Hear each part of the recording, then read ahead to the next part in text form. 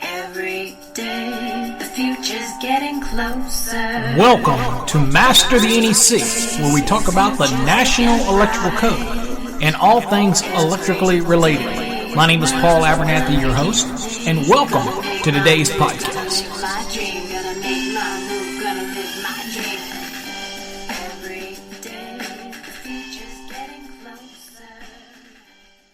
Well, hello everybody. Welcome to another episode of Master the NEC, where we talk about the National Electrical Code and all things electrically related. My name is Paul Abernathy, your host, and I want to welcome you to today's podcast. So you've all heard it. You've seen the pictures. You've seen all of us, doing our little selfies about the 2020 code dropping. So as you know, the 2020 National Electrical Code is now out. It's been out for a couple weeks, I guess, on the NFPA's website if you're a member, which incidentally is free membership. That you can get an account. You could look at the online version, still can do that, and we have a video on that up on our YouTube channel. Just go to youtube.com/masterthenec, and it shows you kind of how to get there.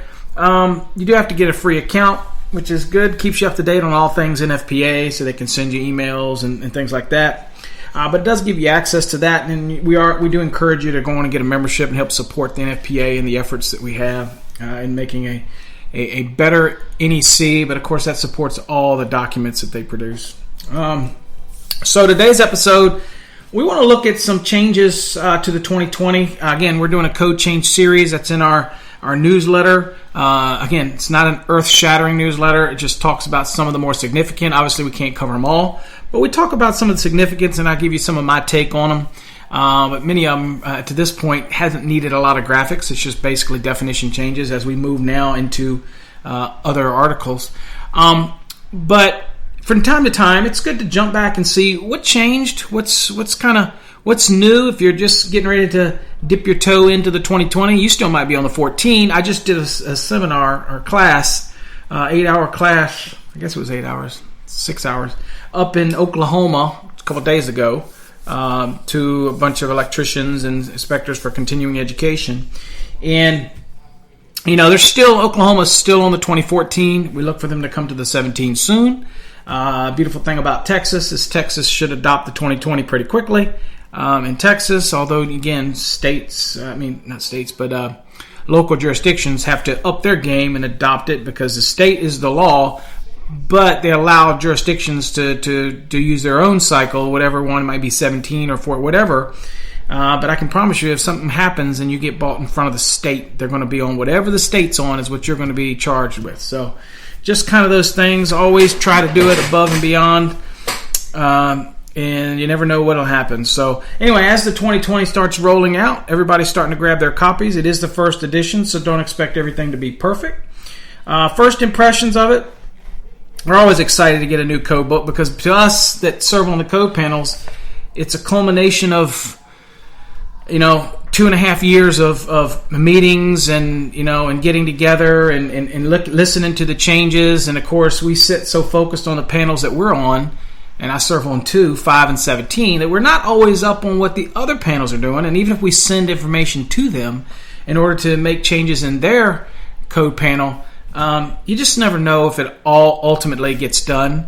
Unless you're doing like us, me and Phil have been working on some books, so we've kind of had to rely on our knowledge of things that were changing. And now what we do in the 2020, now that the code book is out, we can go through and make sure we caught all those significant changes that needed to take place.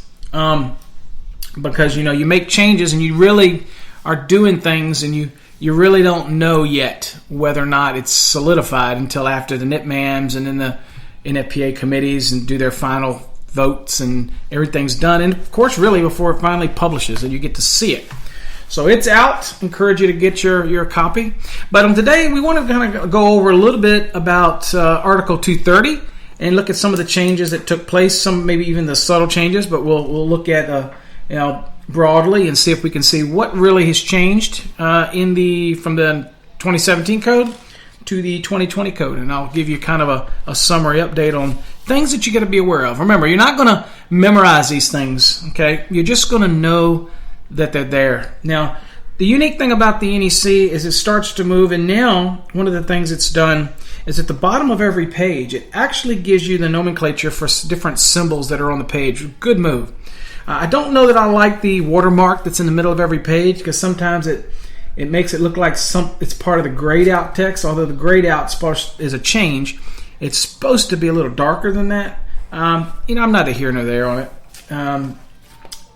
But at the end of the day, it is what it is. But I don't have any problem with it, looking at it, because once you look good enough, you can distinguish it. But that's just a change. And of course, they're now adding little triangles.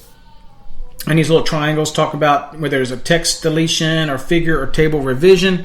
It's going to put the little triangle. Again, deleted sections are still going to be the same little dot. New information is going to be the end that's highlighted out. Remember, they're not going to highlight the entire paragraph of the section if it's new, just an N in the front of it. That way you can distinguish what might be new from previous editions versus what is new in the book this cycle. And so the little N shaded to the left column of it kind of tells you that if it's next to the section head, then it tells you that whole section is new, and you don't have to highlight the whole thing. Okay? All right, so we kind of go through the 230. Again, many of you probably don't have your edition yet, so you're just going to kind of listen along, and I'll point out things that changed. Okay, one of the first things that I'll point out was kind of a oversight by me. I'm the one that's submitted the change in expanding use of tray cable in 230. So in 230.43 and 230.44, you see that TCER has now been expanded to be used as service entrance conductors. And it makes sense because it's literally the same type of conductors that you'd see inside of MC. And tray cable also has to meet the same crush and impact rating of a PVC jacketed type of MC. So it makes sense to go there. But what I didn't do is I didn't submit it for 230.30B as an item 11, so you can see that that's kind of one of those things where for the 2023 I need to submit it because it allows the use of MC cable here that's identified for direct burial. With tray cable, TCER is also identified for direct burial, and it meets all the other requirements, so it logically should go here as well for use in an underground service conductor application.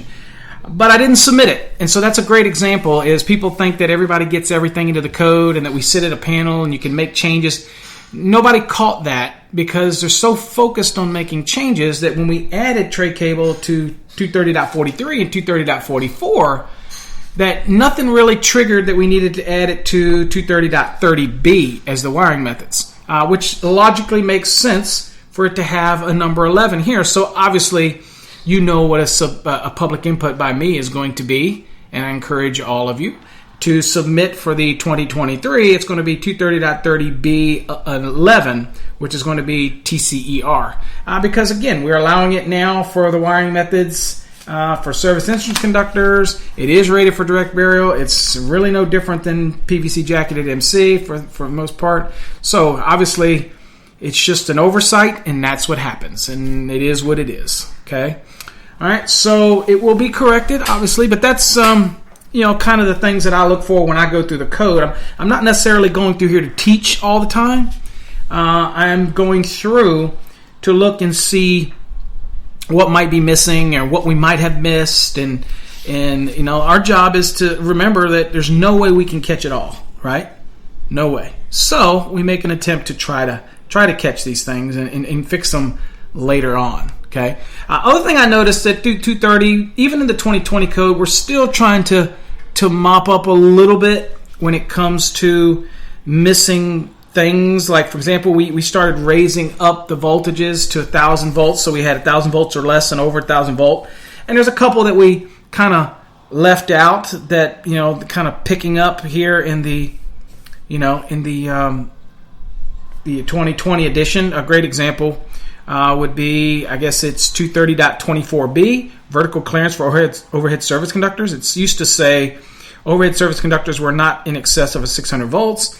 Of course, we're doing everything up to 1,000 now because we don't want to get rid of that little gap window between 600 and 1,000, so that needed to be changed in the 2020 code to 1,000. So you got some of those little things that get brought into the fray and that get picked up in these different code cycles so that we can kind of harmonize it and everything in the code runs even and we pick up those little things. So that's one of the things. Now, The other one that we look at here, there's some subtle stuff like, for example, 230.28 in strength. I guess previously when we talked about strength, it says the mast shall be adequate strength. What does it say? Shall be, sorry about that, adequate strength or be supported by braces or guys to withstand safety. Well, people didn't know what guys was. What does that mean? A bunch of guys standing on a roof to hold it up? No, it's supposed to be guy wires. So added guy wires in there, just added the wires in there to kind of be a little clearer, So most of us probably knew what it was and didn't question it and that type of thing. But again, just anytime we go through, we always look at something. It's easy to play Monday morning quarterback when you get the code book. And anybody that's not on code panels will read this and go, how in the world did they miss that? I mean, people make a living doing that. How in the world did you miss that? It happens. And whether you like it or not, every 3 years we're going to do this again. Okay, it's just the way it is. It hasn't changed. It's been that way all the way back to 1897.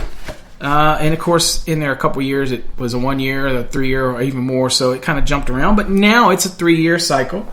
So even with the effort of some people trying to change that, it is what it is. You're not going to change NFPA when it comes to that. So. All right, so that was that was some of the changes for that. So the guy wire and that. 230.31. In the previous code, in 230.31, it basically said size and rating. But we're really talking about size and ampacity. Because that's what we're talking about. Minimum size conductors, things like that. So it's changed to size and ampacity. Not a critical change, but a change nonetheless that took place. For the 2020 NEC. Okay, so then that brings us to, and again, we're just going to go over the ones that the blaring changes as we move through it. 230.43, again, the wiring methods for 1,000 volts nominal or less. You'll notice that they have added a new item 20, and that is TCER cable. So TCER cable, the conductors inside of it, I'm telling you, are exactly the same as in SCR, SCU, exactly the same that's in MC. It can be THHN, THWN-2, or XHHW-2, all those type of things. So, I mean, it's the same type of conductor. And to be honest with you, the actual sheathing on it is twice the thickness or even more. Most times it's like 60 or 80 mils thick, whereas normal SC cable is 30. So if SC cable was okay in this application, just typical service entrance cable, then why wouldn't TC cable be acceptable in this application, right? So logically, I submitted it, and it made it into these tables. Again, I sure wish I had caught 230.30b, but it is what it is. Okay, I'll have to sit with that until 2023. But so we have TCER is both added, and then of course in the cable tray applications, this is also TCER was added to the list here. So item 6. So in 230.43, TCER has been added.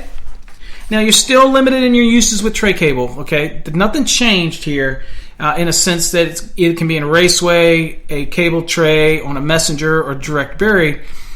Nothing expanded in tray cables enough in the code in order to change those applications. However, if you are going to the NEC show in Las Vegas that's coming up here this week, stop by the Encore Wire booth. I will be there doing some classes. They are limited, only 10 people per class. There's 6 classes over the 3 days. It's very limited. And we're going to talk about 5 of the top 2020 changes. One of the classes is a challenge where the winner will receive a Encore wired embossed Leatherman tool. You only multi-tool, and there's only going to be 2 of those. There's 2 classes for that, and it's 10 contestants, and whoever wins that tool. If you're flying, we'll send it to you. You don't have to take it on the airplane. No biggie deal.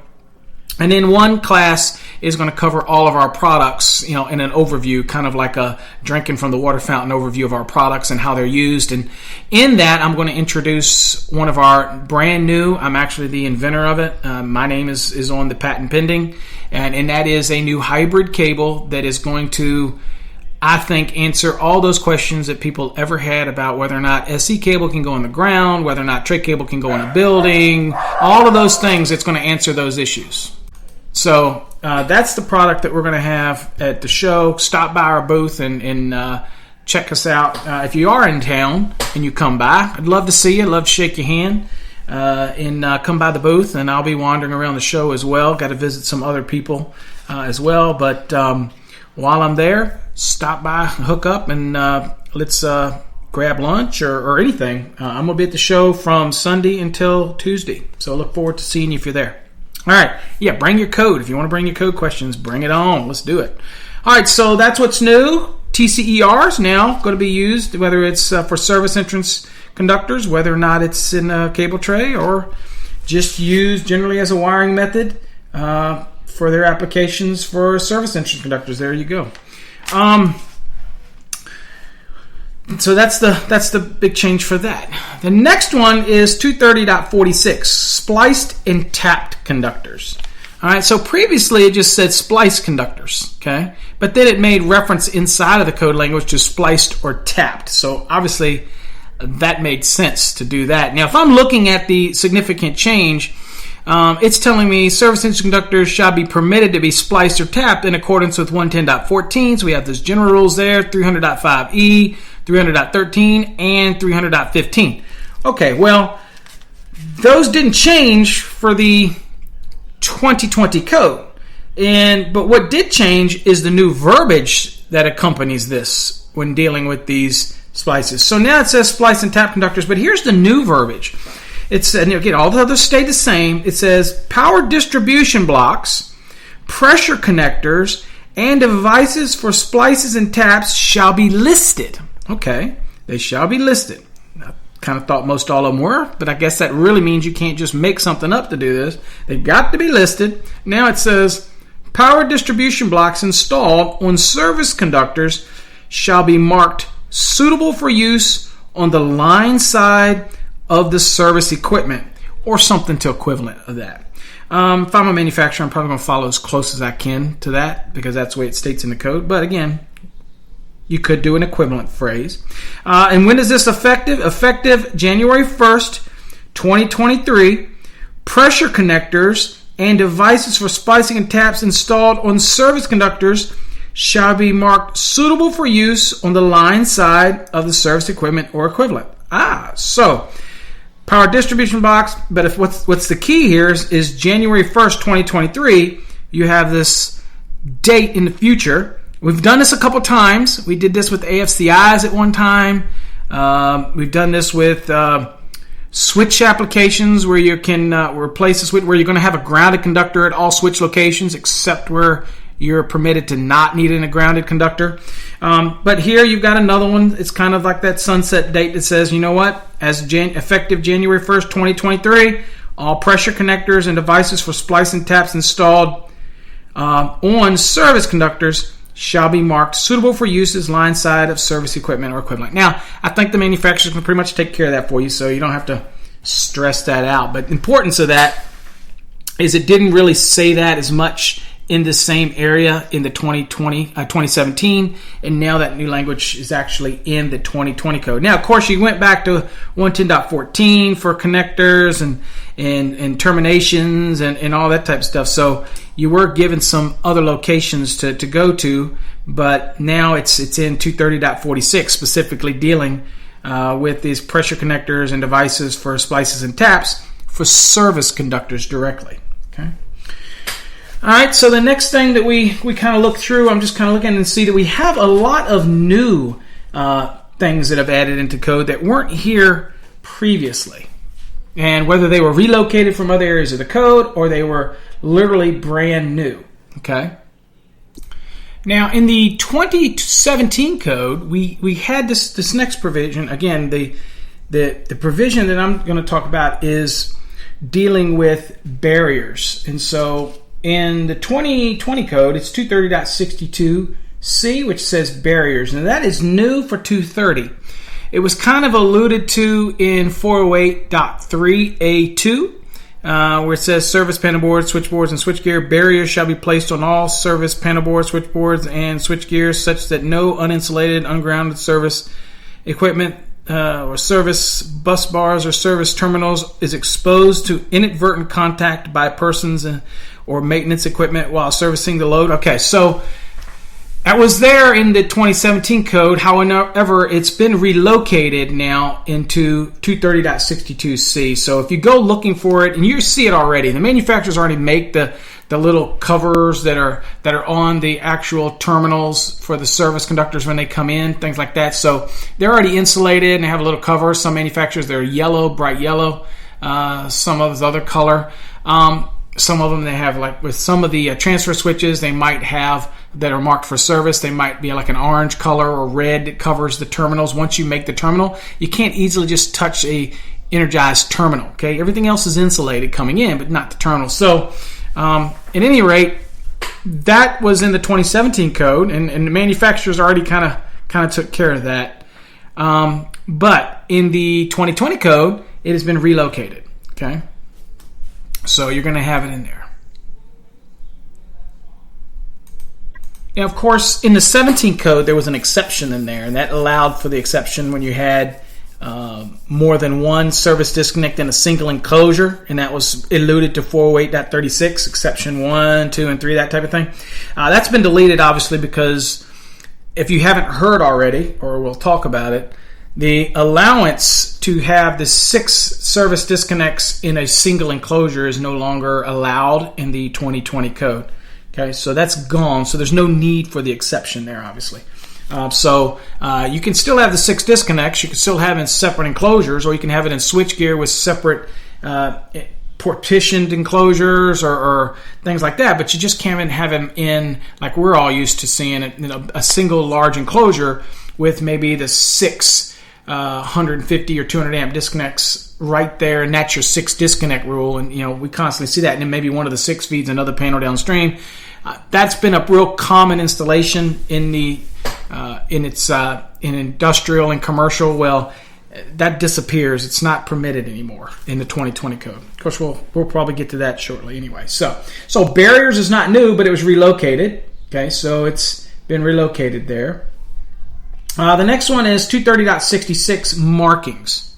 Okay, and so this was now broken up instead of one long paragraph. It was now broken up into 2. So there's an A and a B. A is your general, and that is again service equipment rated 1,000 volts or less shall be marked and identified it as being suitable for use as service equipment. Obviously, key for that if it's going to be used as service equipment. And it says all service equipment shall be listed or field evaluated. Okay, so you might have to have something that gets field evaluated, then they will mark it, or you can get something that's complete assembly that's listed from the manufacturer, allowing both of those applications. The field labeled was added in the 2017 code. We're carrying that over in the 2020 code. The only difference is there was language in there about meter socket enclosures, and they aren't service equipment. And it made statements about it that were new in the 2017 code, but now they just broke it up so you can separate. So we've got service equipment, or the general applications for service equipment, and then we've got meter sockets, which are not service equipment. You don't treat it as a service, but it still has to be able to have a specific listing, and it's listed and rated for the voltage and current rating of the service. Okay, 200 amp service, the enclosure's got to be rated for 200 amp service, that type of thing. So that just broken down into 2 different ones. Now, what is new for the 2020 code is there's a new 230.67. So in 230.67 is dealing with surge protection. Okay, so that is new, and you've heard me talk about this in another podcast and probably in a video that I've done. That now you have surge protection requirements, and here's what it says. There's an A, there's a B, there's a C, and there's a D, and all this is new. Okay, it's not new material in a sense that we didn't have different areas in the code that dealt with surge protecting devices, because we obviously did. But they're new to being here under services and how they're being applied. So A says the surge protected device, it says all services supplying dwelling units shall be provided with a surge protective device. Okay, so all services supplying dwelling units shall be provided with a surge protective device, an SPD.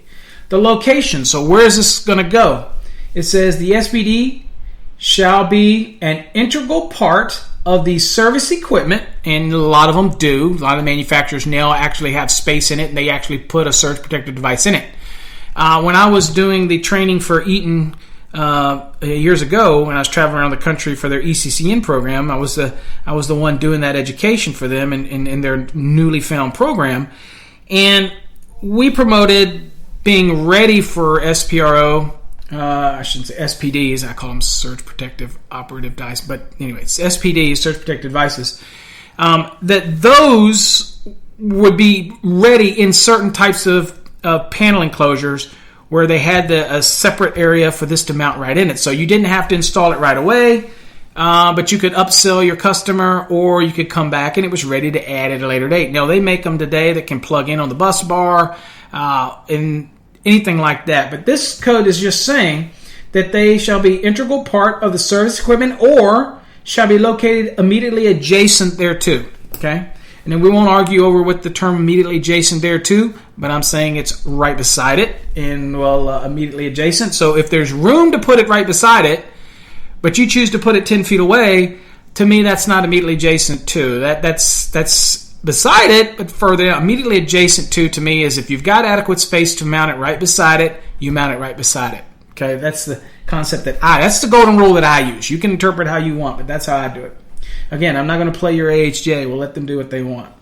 There's an exception here that says the SPD shall not be required to be located in the service equipment as required in B, okay, if located at each next level distribution equipment downstream toward the load. Okay, so this exception to that general rule I just said allows me to put it downstream to the remote distribution panel, and I can do it there. Okay, again, it's talking about the next level, so the next one down, not 3 down, the absolute next one down would allow you to do that. Okay, the next is says, well, what type are we talking about? Because there's different types of SPDs. There's type 1, type 2, type 3, type 4. Actually, there is a type 5. So what are we talking about? We're talking about type 1 and type 2. Those are the types we're talking about that have to be on dwelling unit services at this point moving forward in the 2020 code. Of course, if you're like me, you always say, well, that's great, Paul, but what are type 1, type 2, type 3, type 4? And those are the main ones the code deals with. How do I know what those are? Well, you can go to definitions, and obviously definitions has surge protected device, SPD, and underneath it it'll list and tell you that type 1 is a permanently connected SPD intended for installations between the secondary of the service transformer. Okay, so that's on a pole, that'd be from the secondary part down to the service drop down, and to the line side of the service disconnect over current device. So I can put it anywhere in there. Okay. And then the next type 2, is a permanently connected SPD intended for installation on the load side of a service disconnect over current device, including SPDs located at the branch panel. So that talks about it, and you can still use type 2 at the branch panel, because then that kind of correlates everything that we're talking about in the types in the location that comes to 230.67b, where it gives that exception. It's saying, I'll let you do it at the next level down. Okay, so that is the next level down. Okay, and that's going to be down to the next branch panel, where you're going to have all your branch overcurrent devices, and it's going to go out to all your devices and things like that, if that's your layout scheme. Okay, so we have those. So those are the 2 types that are permitted for this application. One or the other, but that's moving forward. That's what you're going to deal with. The next one is replacement. This one here is interesting because we always tell you that the NEC is not a retroactive code, even though you replace receptacles in locations that require GFCI or require AFCIs. You've got to, except if it's not more than 6 feet and you're not moving it and you're not adding a new branch to it or you're not extending it, then you've got some allowances there. But in general, there's some of those avenues where you've got to replace something and you've got to bring it up to code, if you will. Very rare in the NEC because it's not an installation manual, but it does start to dabble in some things like this. And here's one where it talks about replacement. So it says where service equipment is replaced for whatever reason, whether it's a like for like, whether it's an upgrade from 100 to 200, whatever it is, where the service equipment is replaced, all of the requirements of this section shall apply. And when we say this section, we're saying section 230.67 dealing with surge protection. Okay, so get used to it, get familiar with them, Many companies have been offering them as an ancillary product for many years. If you're in a lightning-prone area, hey, it's one of those things to do. I actually have one, and I took it off in order to be able to do a video to show you how to put it on. So because I wanted to do one of those how-to videos. So look for that to come out soon. I haven't had time to edit it, but it'll come out soon. But kind of show you how you do them, some of the tips and tricks, and talk about the different types of SPDs and things like that in that video, just to get you ready, because it's coming. Now, there was other areas in the code that required surge protected devices now, but now we're seeing just another expansion of surge protected device protection that's a requirement. And again, it's going to be required here for dwelling unit applications. All right. The next thing we'll look at is we're going to dabble into the next one, and that is part 6, and that is service equipment, the disconnection means. Now, 230.70, it's funny because in the 2017 code, and prior to that, it said, and I'll read it, it said, means shall be provided to disconnect all conductors in a building or other structure from the service entrance conductors. That's been pretty difficult, even though we never really gave this much thought. If you've got a grounded conductor coming in, generally the disconnect doesn't disconnect that. It's solid. It mounts to a bus, and you've got at the panel, you've got the feeder going down, you got the service entrance coming in. I mean, be honest with you, it doesn't disconnect those. And those, it says here, disconnect all conductors. So what they did is it says actually clarification is in 230.70, again, means shall be provided to disconnect all ungrounded conductors in a building or other structure from the service conductors. As you can see, that could have created an issue where somebody could cause a problem, but most people didn't give that much thought and didn't give it any real any argument on that. But I think we knew what they're talking about, but I'm glad that they were able to pick that up and make the change to that. All right, next thing we're looking at is 230.71. All right, what changed here, and we'll talk about it because this is the significant, and I kind of alluded it to earlier. But previously, it was just there was an A and a B, but it was general statement, and then of course there was single pole units, and so the concept here was to try to break it down, and of course they made a change here that is going to be significant when it comes to, I know it's significant to a lot of the graphics that we draw up in the 6 disconnect rules and things like that. So so it's a maximum number of disconnects. So we look at the new charging statement that was added here before it broke it down into an A and a B, kind of giving you some direction. It says each service shall have only one disconnecting means unless the requirements of 230.71b are met. Okay, so one disconnection means. We do have some allowances in B here of section 71, but that is the general statement. Now, it goes into general and says A. It says, for the purpose of this section, disconnection means installed as part of the listed equipment and used solely for the following shall not be considered a service disconnecting means. Okay, so that's important because you're not counting them in the number, because they're not being treated as a service disconnecting means. Number one, and I believe none of this changed, power monitoring, surge protected devices, control circuits for ground fault protected systems, and power operable service disconnecting means. They don't count as the number of 6. Now, when you get to the next one, it says, okay, well, that's for one, and that's your single one, and we know how to deal with it, and we know what's not also considered service. So if I've got one service disconnect and I have a surge protective device disconnection means I don't have to count that as 2 service disconnects because the surge protective device is not considered a service disconnecting means. I mean, we get that. We're good. Now, what about when we have the 2 to 6 service disconnecting means? And we're all familiar with that 6 disconnect rule and blah, blah. So in this case, it's been broken down into a B, and it took all of the values that were previously in 230.71a, which is just a general statement, and broke them down.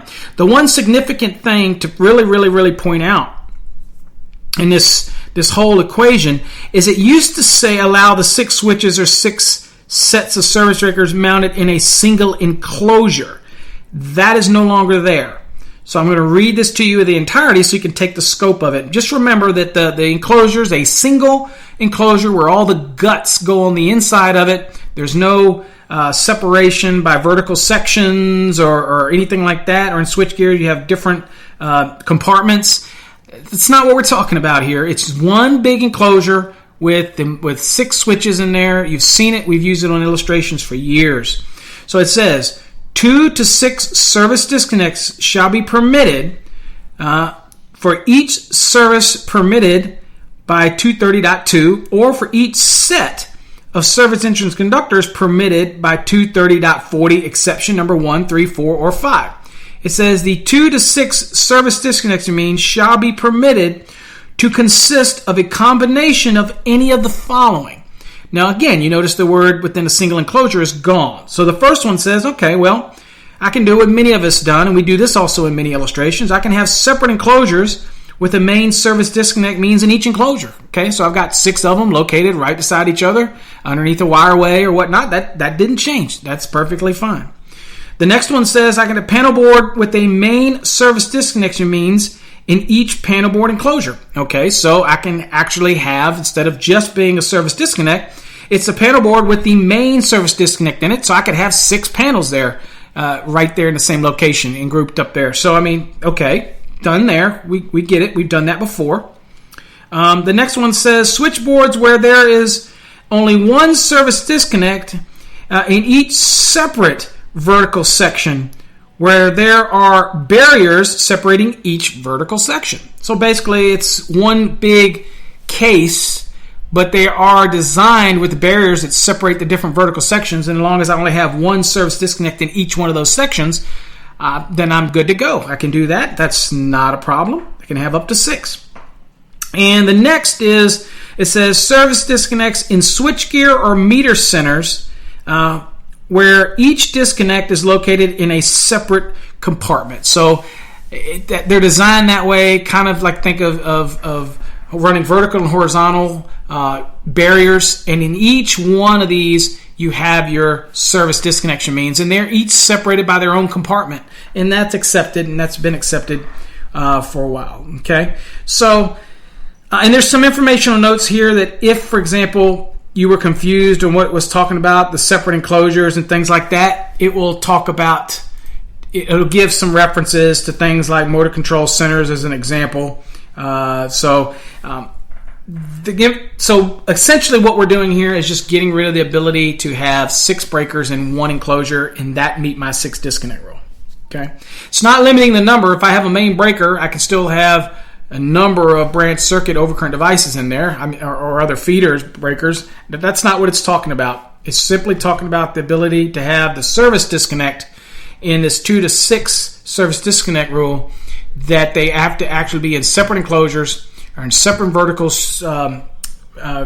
sections for switchboards and things like that, or separate compartments when we're dealing with switchgear or meter centers and things like that. Okay, so that's what this is dealing with. So that's a pretty significant change. At least it obsoletes a product that people have been making for years. Okay, and used in that application. Okay, all right. So that's the changes to 230.71 A and B. It's how we broke that down. Now, in the 2017 code, there was this provision in 230.75 that states that the disconnection of the grounded conductor, and it said where the service disconnection mean does not disconnect the grounded conductor, and most do not, from the premise wiring, other means shall be provided for this purpose in the service equipment.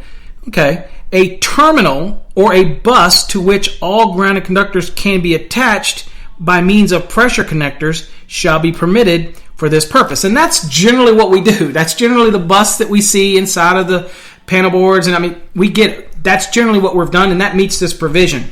However, there was a section here that also says that if you had a multi-section switchboard and switchgear, disconnection of the grounded conductor shall be permitted to be in any section of the switchboard or switchgear, and it had a caveat. It said if the switchboard or switchgear section is marked to indicate a grounded conductor disconnection is located within.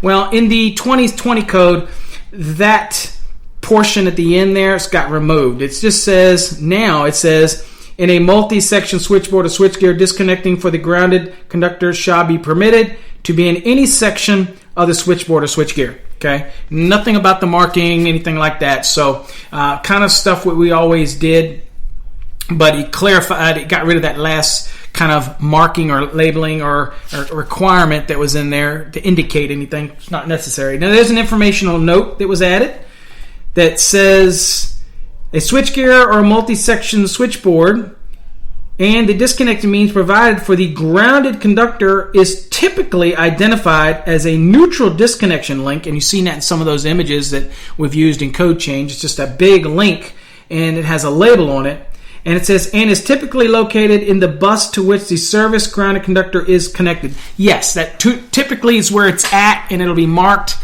so kind of the other marking really wasn't necessary because the manufacturers did mark this in the equipment anyway. So you have an informational note. It kind of gives you the guidance. To be honest with you, it kind of takes what was already in the code language and puts it in an informational note saying just know that this is how it's going to be. And that's what I love about informational notes and the intent of what they're all about. Okay. All right, so the next thing that looks like we get into a change is in 230.82. The first one, it looks like a change is number 3, dealing with meter disconnects. Interesting. In the 2017 code, it said meter disconnect switches normally rated not to exceed excess of 1,000 volts that have short circuit current ratings equal to or greater than the available short circuit current. Well, in the 2020 code, I think they meant to say the short circuit current rating it's got to be equal to or greater than the available fault current, because we always get these fault current calculations from the utilities based on the impedance of the transformer, the length of the conductors, and we have a little app on our phone. We can calculate this out and give it to somebody. But here the change was they did change that and said that the 1,000 volts, I'll read the whole thing. Meter disconnect switches normally rated not in excess of 1,000 volts that have a short circuit current rating, so that's on the equipment, equal to or greater than the available fault current, okay? Because that's typically what we ask for. So kind of two statements in the 17 code.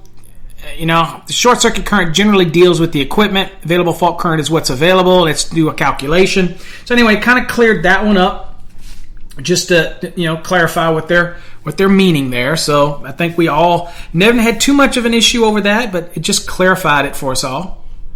The next one is kind of getting rid of a term, and we use tap a lot, and many people argued that tap was the wrong word to use. It's got its place. We know we're doing secondary conductor and feeder taps, and we understand how we're utilizing these things, and we kind of can get sometimes in the tap rules, we can understand that secondaries of a transformer are referred to many times as taps, but there's secondary conductor rules and taps. But tap conductor, we didn't define it, but we know it's a conductor. So in the 2020 code under 230.82, item 5, it used to say tap.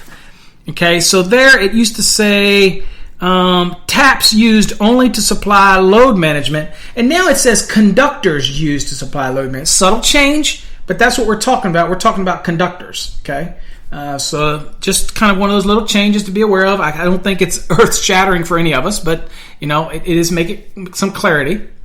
Okay, the next one, it looks like it's pretty significant, and I would say it had quite a bit of input from other code sections, is 230.82 item 6, and this is dealing with the disconnect, and all of this is talking about equipment on the supply side of a service disconnect. You with me?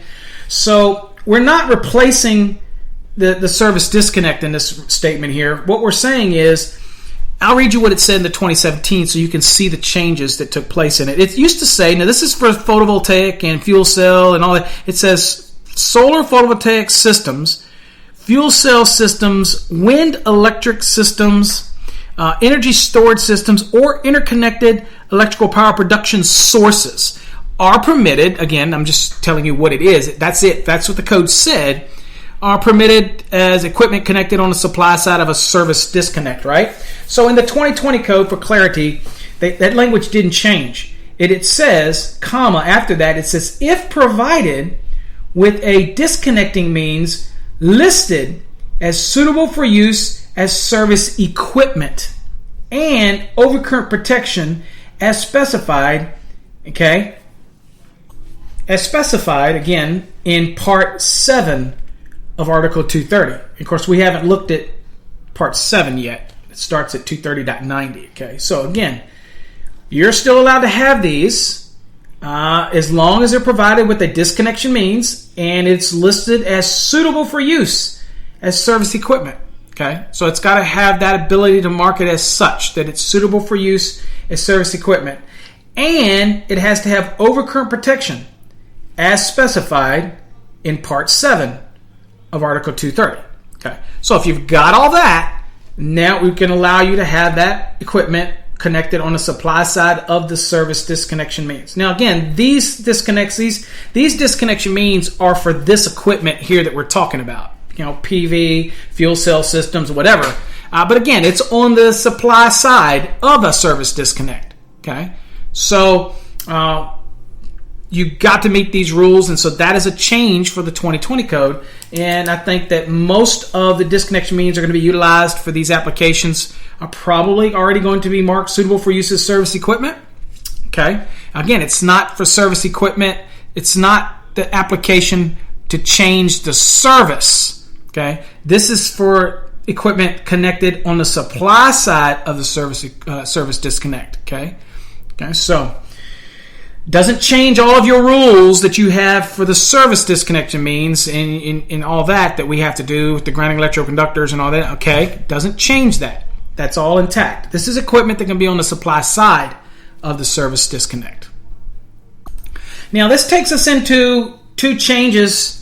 I believe there are two total changes, yes, that come into play due to something that we do that we're going to do, and I'm talking about it in a minute.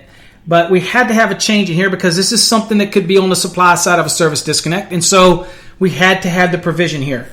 Now, the very number 10, which is added, so there's two new items, 10 and 11, that's added to 230.82. Now, number 10, it says emergency disconnects in accordance with 230.85. And we're going to read that in a minute. If all metal housings and service enclosures are grounded in accordance with Part 7 and bonded in accordance with Part 5 of Article 250. Okay, so our bonding, everything takes place. You also have to remember that it is still got service conductors potentially where you're tapping or where you're making this connection on the supply side. So it's critical that you know all the aspects of the bonding requirements and how you're doing that. It's critical that you fully understand that, because Part 5 is where we get into the service type of bonding, right? 250.92, 250.90, all of that, because again, usually there isn't any overcurrent device on the supply side all the way back to the transformer. So you have this insured type of bonding you have to do. Okay, so it's just reminding you of that if you make this type. So there are going to be the emergency disconnects that are permitted on the supply side of the service disconnection means. Okay, now that doesn't mean that emergency disconnect might also end up being our service disconnect, and we'll talk about that here in a second. But this is just allowing you to be able to place that emergency disconnect at its location, and we'll give you those here in a second. Okay.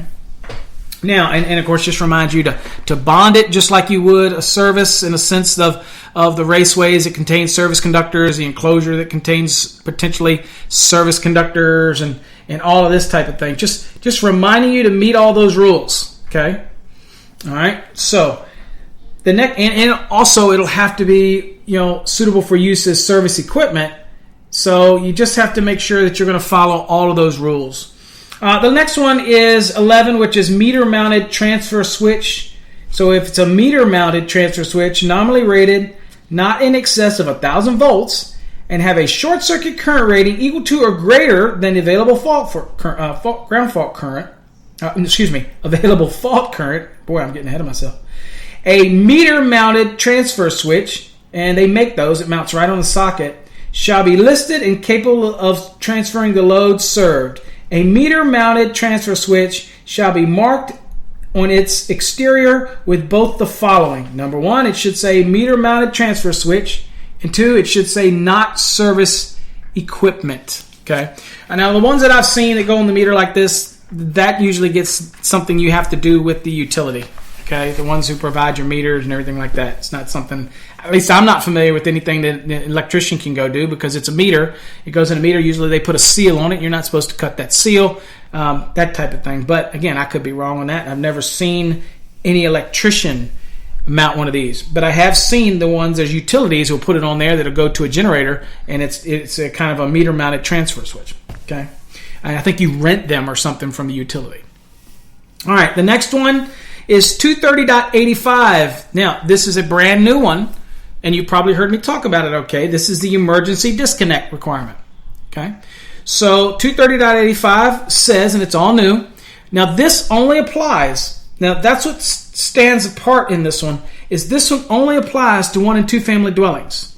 It says 1 and 2 family dwellings units, all service conductors shall terminate in disconnection means having a short circuit current rating equal to or greater than the available fault current. Okay, goes without saying. Installed in a readily accessible outdoor location. Okay, so we have to have a service disconnect. And we still got our rules in 230.70a, which, inside or outside, nearest point of entry, blah, blah, blah. But this is saying we need an emergency disconnect. Now, you could meet both 230.70a1 rules, and you could meet this, all based on some options here. Okay?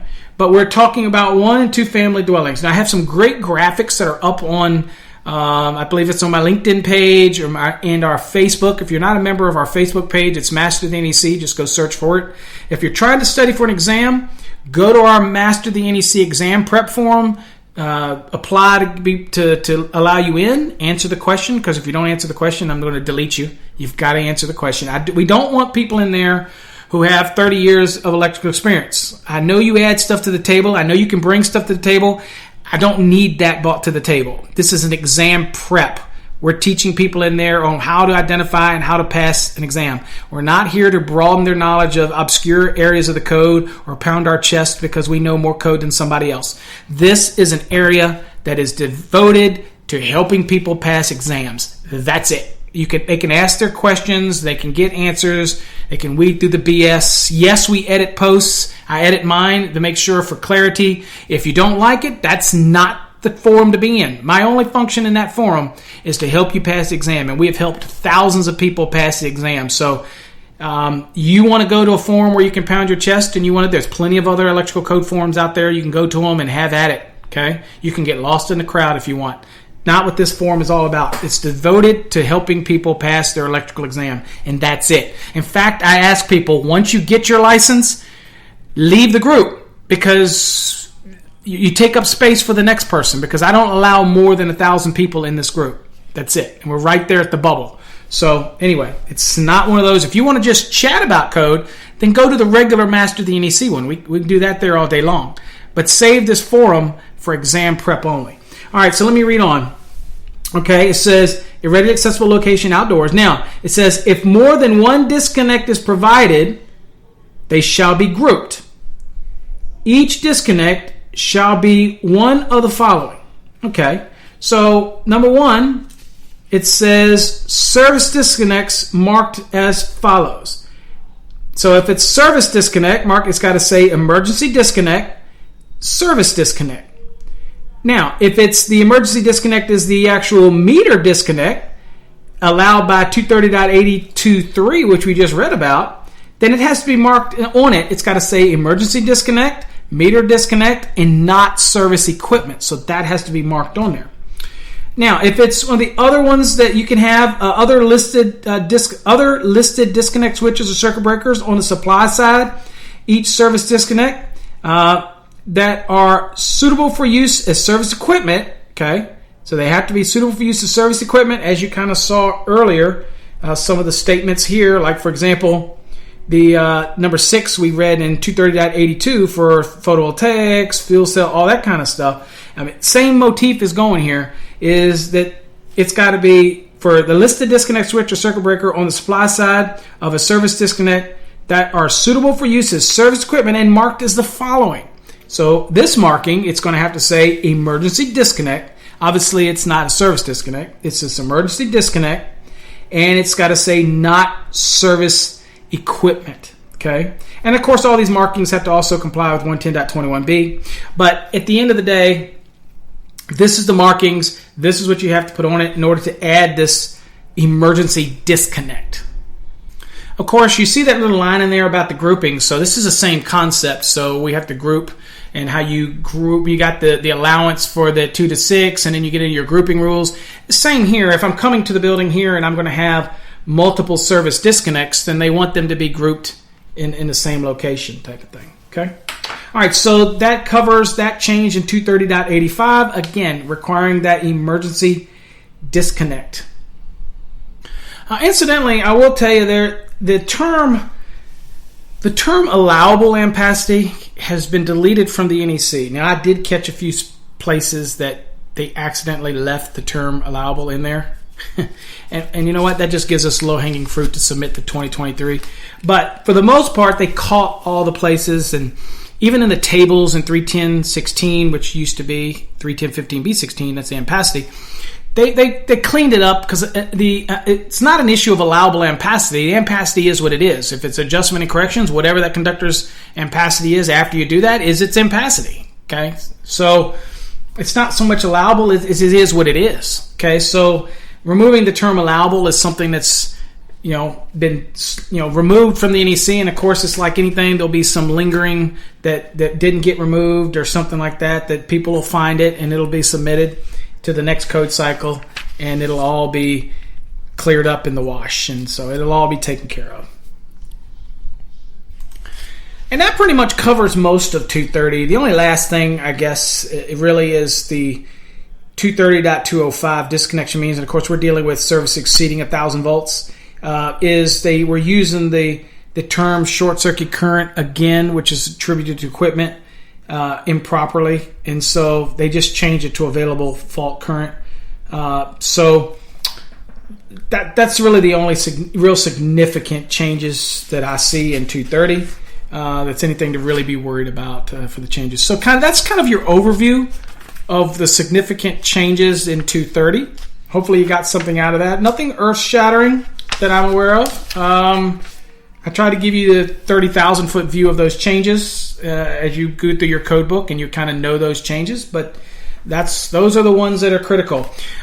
So I want to also just shout out and say I look forward hopefully to seeing, this will be old and you'll have missed it because people listen to these podcasts and for years, but as of today, it is September 14th, 2019.